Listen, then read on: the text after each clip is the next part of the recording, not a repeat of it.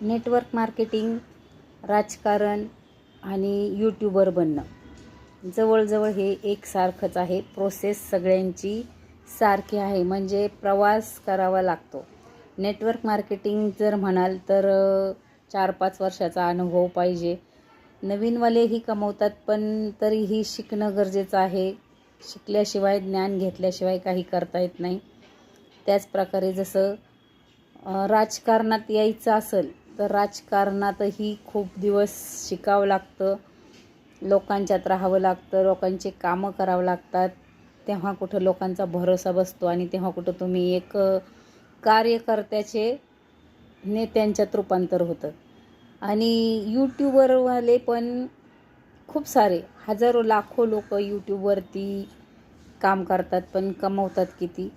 जे मिलियनर्समध्ये त्यांचे लाईक आणि फॉलोअर्स असतील तरच. म्हणजे यूट्यूबलाही बरेच जण आपलं किस्मत आजमावत असतं आणि ज्यांनी सगळ्यांनाच पैसे मिळतात असं काही नाही. आता हे सगळे सारखेच आहेत. हे कसं तर मी काल एक यूट्यूबवरतीच एक व्हिडिओ पाहिली, तेव्हा त्यांनी सांगितलं की यूट्यूबवाल्याला आपली कमाई सांगायचं हे नाही, म्हणजे की आकडा सांगत नाहीत. त्याचप्रकारे नेटवर्कर पण आपला आकडा सांगत नाहीत. म्हणजे पैसे मिळत नाहीत याचा अर्थ असा नाही, पैसे मिळतात, पण 1 महिना काम केल्याच्या नंतरनं जितकं काम होईल तितके पैसे मिळतात आणि पुढच्या महिन्यापासून पुन्हा परत काम केल्यानंतरनं परत तुमचं जर्नी चालू होती आणि तेवढे पैसे मिळतात. म्हणजे की पैसे मिळतात, पण एका महिन्यात जितकं काम होईल तितके पैसे मिळतात.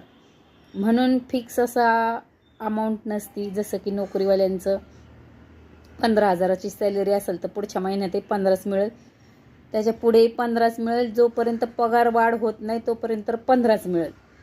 तसं नेटवर्क मार्केटिंगमध्ये तुम्ही जसं काम कराल, ह्या महिन्यात जर तुम्ही 200-500 रुपये घेतले असेल आणि पुढच्या महिन्यात जर तुम्ही काम जास्त केलं तर तेच तुम्ही 15-20 हजारही घेऊ शकता. अनलिमिटेड असतं. पण त्याच्या पुढच्या महिन्यात तुम्ही जर काम नाही केलं तर परत 200-500 वरती पण येऊ शकता.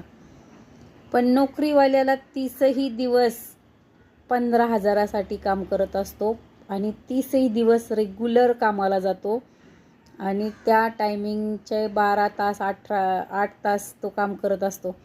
तसं आपणच आपलं मालक असतो ना, म्हणून नेटवर्कर तितका काम करत नाही आणि म्हणून फिक्स इन्कम येत नाही. यूट्यूबवाल्याचंही तसंच असतं. राजकारणात बरंचसं